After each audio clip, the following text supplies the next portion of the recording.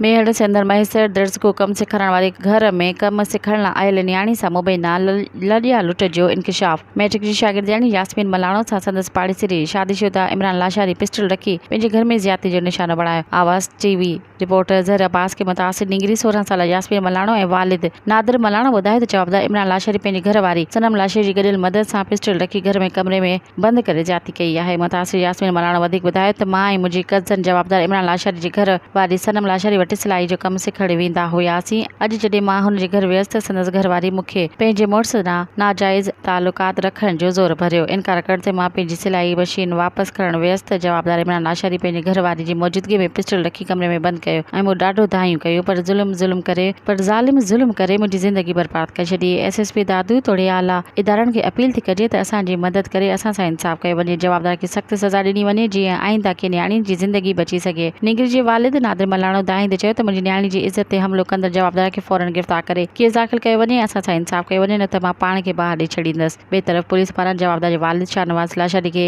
एवज़ी तौरु गिरफ़्तार कयो वियो आहे।